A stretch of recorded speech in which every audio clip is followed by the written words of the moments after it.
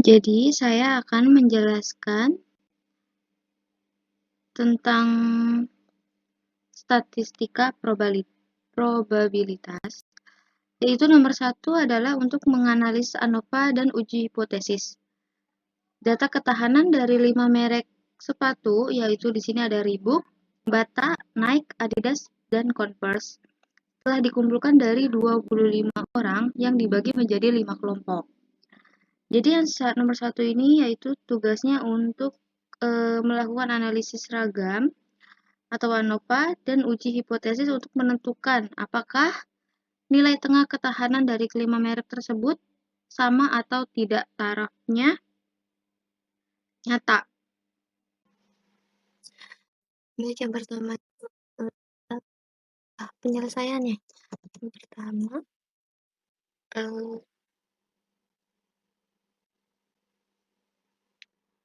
menentukan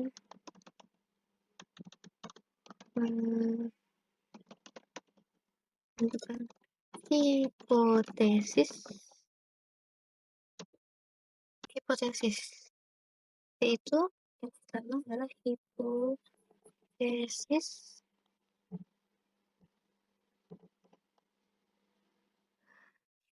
nol. Hipotesis nol ini atau bisa disingkat jadi H0, yaitu apa? Rata-rata ketahanan dari semua merek sepatu adalah sama, atau bisa juga disebut dengan tidak ada perbedaan yang signifikan antara rata-rata.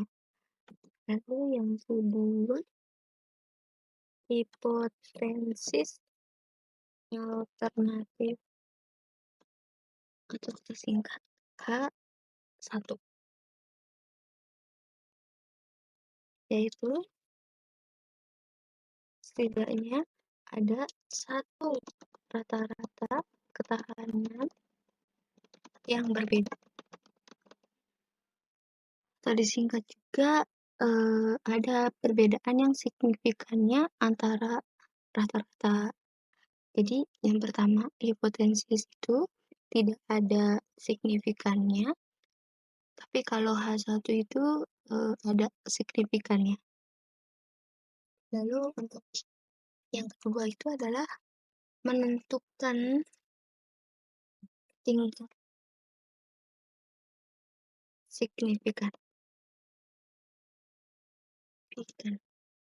signifikansi. Bagaimana nih cara menentukan tingkat signifikansi? Yaitu alfa dengan simbol A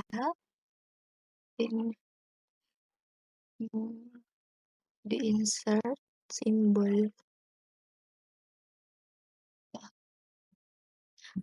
Lalu di soalnya kan untuk harap nyatanya 0,05 masih desimal, kita ubah menjadi persen. Yang pertama itu kan 0 tadi 0,05, atau kita ubah jadi 5 jadi 5. Lalu yang ketiga, menghitung rata-rata dan varian. Gimana nih cara menghitung rata-rata dan varian?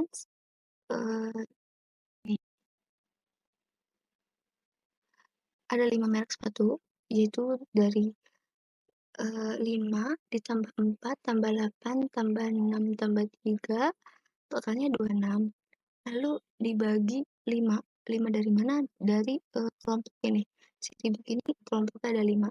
Ini. Jadi hasilnya 5,2. Begitu pula juga dengan merek lainnya seperti Bata, Nike, Adidas, dan Converse. Jadi hasilnya Bata 7,8, Nike 4, Adidas 2,8, Converse 6,6. Lalu kita membuat rata-rata keseluruhan atau disebut grand main. Gimana nih cara untuk menentukannya? Dari hasil dari tadi yang nilai tengah 5,2 ditambah 7,8 tambah 4 ditambah 2,8 ditambah 6,6 dibagi 5. Dari merek sepatu hasilnya adalah 5,28. Lalu yang kelima,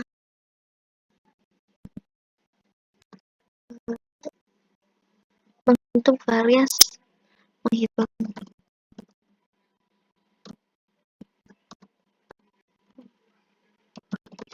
varian antara dan varian grup between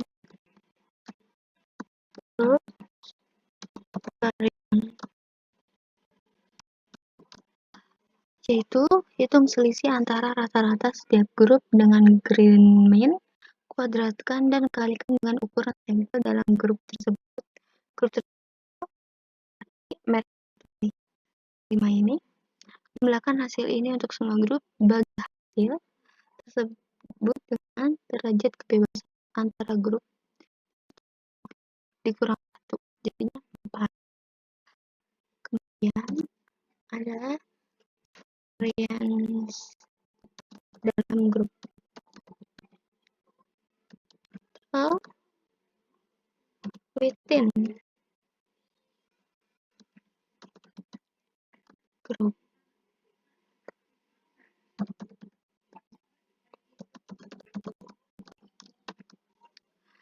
Untuk ini, hitung selisih antara setiap nilai individu dengan rata-rata grupnya, lalu dikuadratkan.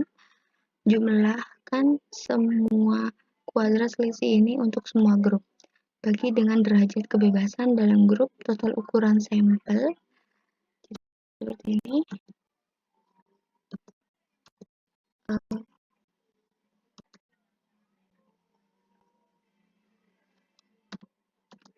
Total ukuran sampel dikurang dengan jumlah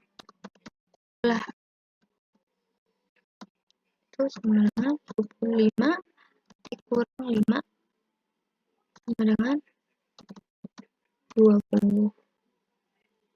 Seperti itu. Lalu kita akan menghitung F-nya. Ini yang keenam ya. Yang keenam adalah menghitung F. Nilai F. Bagaimana nih cara untuk menghitung nilai F? Nilai F itu adalah perbandingan antara varians antara grup dengan varians dalam grup yang twin varians. Itu rumus dari F ini adalah varians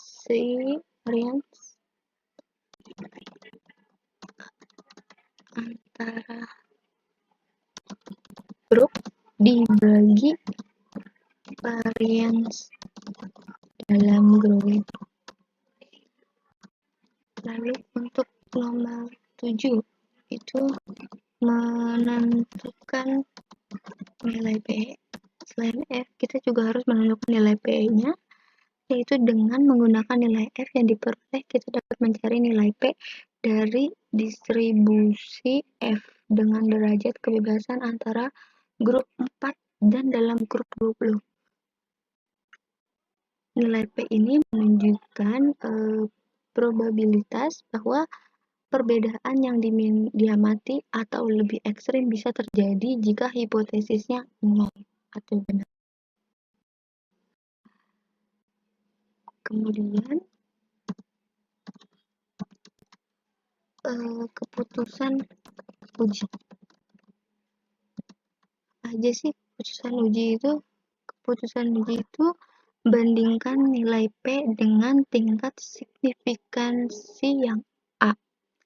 Jadi, jika nilai P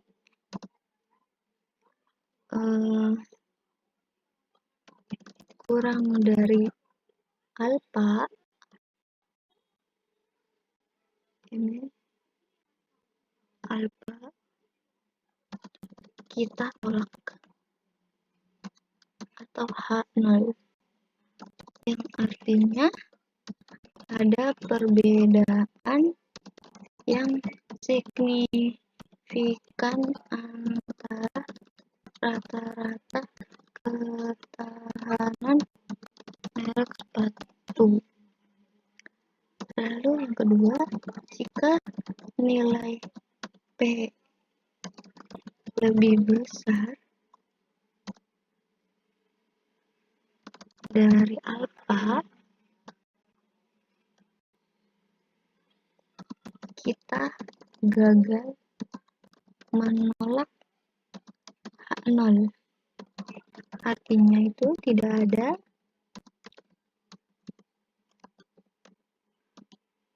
bukti cukup bahwa ada perbedaan signifikan.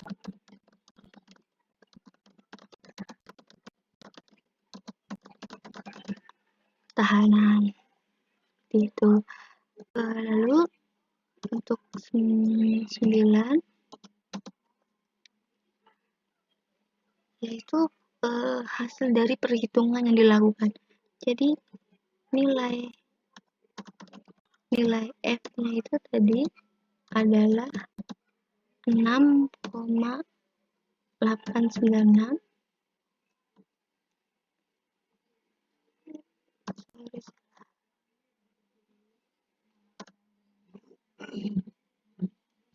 Dan untuk nilai P-nya adalah 0,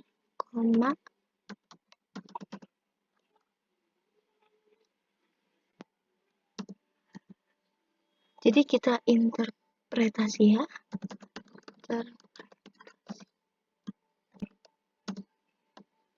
Ini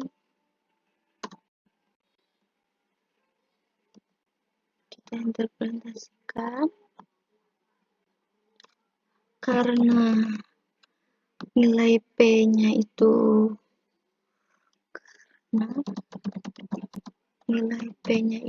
ini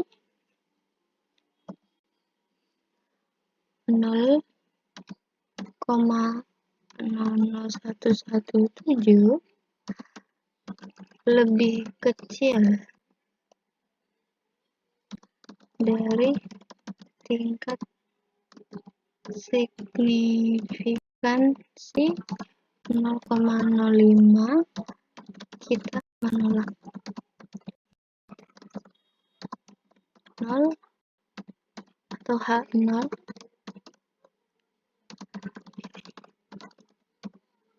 berarti ada perbedaan yang signifikan antara rata-rata ketahanan dari kelima merek sepatu tersebut.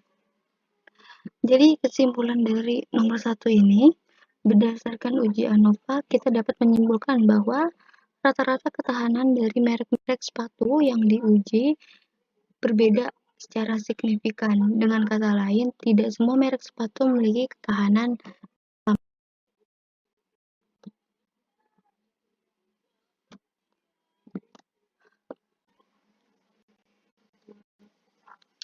Baik, untuk soal nomor 2, ini tugasnya adalah lakukan uji hipotesis ya pada taraf nyata 10% untuk menentukan apakah rata-rata laba penjualan bulanan sebenarnya berbeda dari klaim manajer.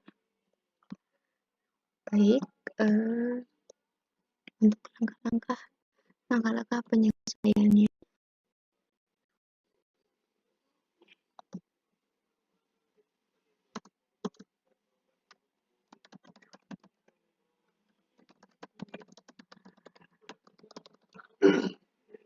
nomor 2 ya.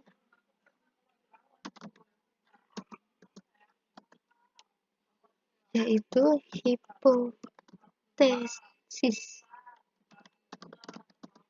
0.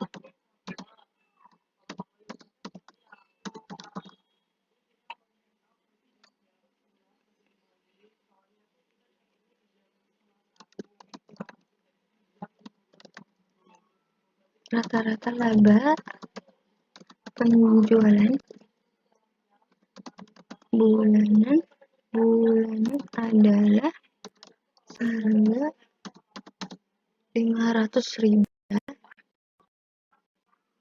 Nih, diperoleh tiap bulannya mencapai 500.000 di 500.000 atau mikro itu simbolnya seperti ini, sama dengan 500. Lalu yang kedua adalah hipotesis alternatif, itu H1. Rata-rata laba penjualan bulan berbeda dari atau mikro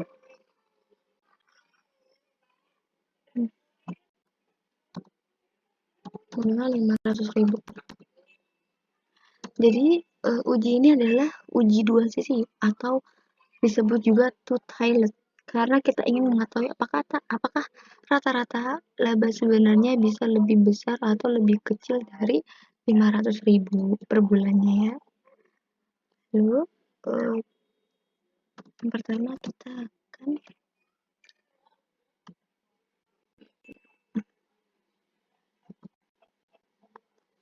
menentukan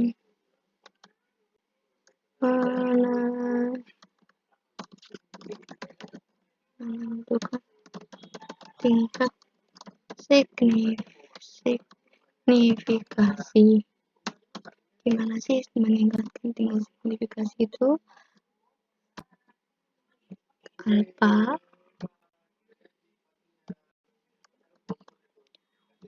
ini kan ditetapkan di soal 10%, tarifnya 10%, kita ubah menjadi desimal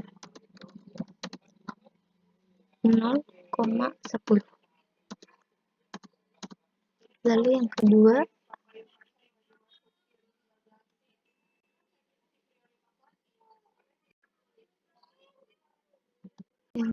ini ada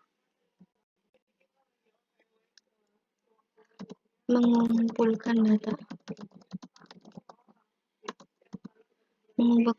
Apa aja sih? Di sini ada rata-rata sampel, kita rumus X, yaitu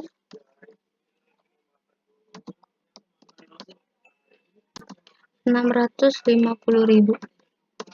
Kemudian ada rata-rata populasi yang diklaim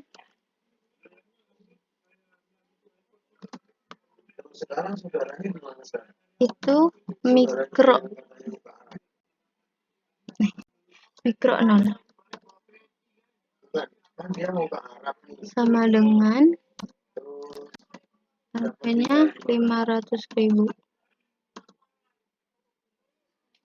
Simpanan baku sampel itu S,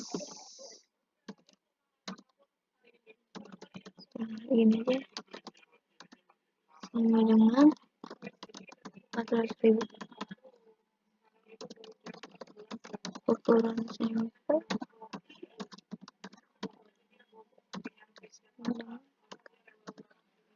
25.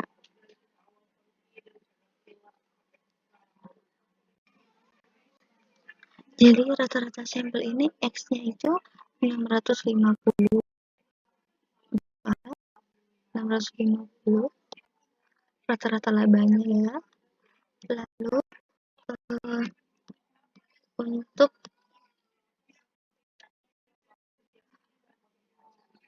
rata-rata populasinya itu ada 500.000. Penjualan yang diperoleh dari tiap bulannya itu 500.000. Dengan bagus itu 400.000 ini. N itu adalah sebanyak berapa bulan? Itu 35 bulan. Lalu kemudian kita akan menghitung statistik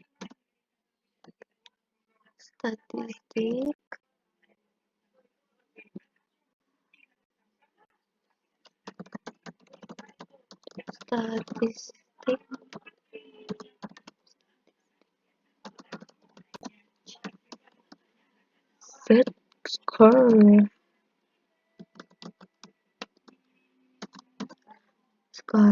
Jadi statistik uji skor ini digunakan dalam uji hipotesis ini karena kita menggunakan distribusi normal dengan ukuran sampel yang cukup besar, yaitu N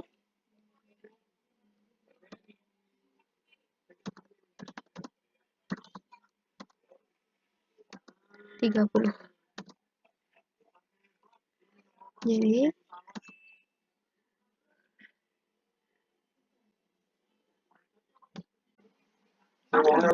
Jadi yang kelima itu ada keputusan uji.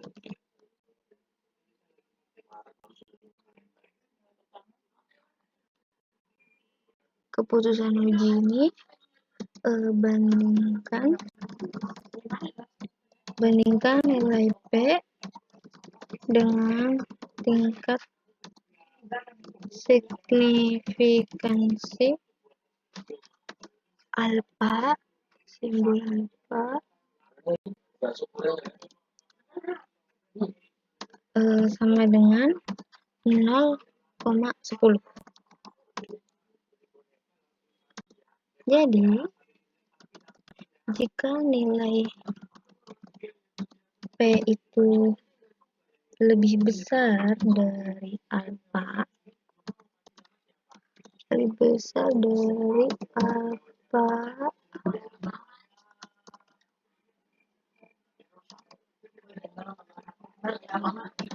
kita tolak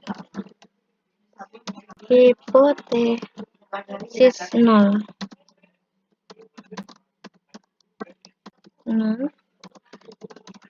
berarti ada cukup bukti untuk mengatakan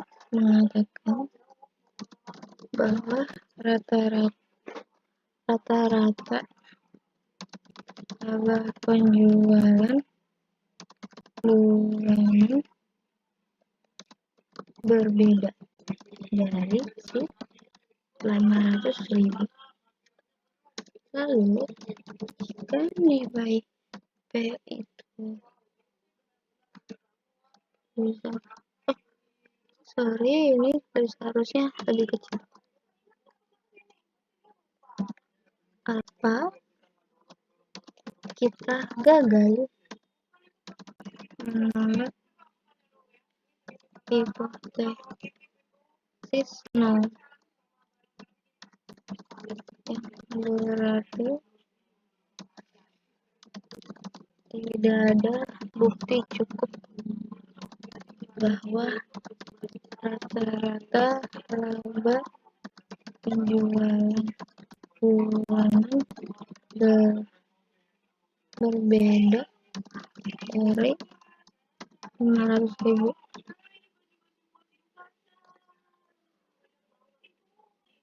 Jadi kita interpretasi dari hasil ini ya. Interpretasi hasil. Jadi interpretasi hasil nomor 2 ini karena nilai P-nya itu itu 0,0265, hasilnya itu lebih kecil dari tingkat signifikansi 0,10.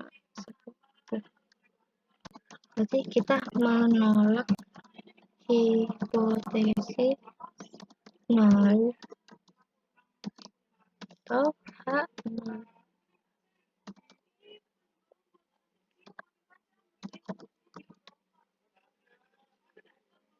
Jadi berarti ada bukti yang cukup untuk menyatakan bahwa rata-rata penjualan bulanan itu berbeda dari 500.000 yang diklaim oleh manajer.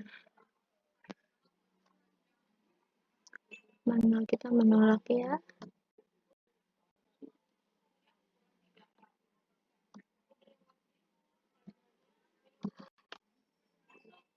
Jadi kesimpulan dari soal nomor 2 ini adalah dari hasil hipotesis kita menemukan bahwa laba penjualan bulanan dari toko bagus kemungkinan besar tidak sama dengan 500.000 yang diklaim.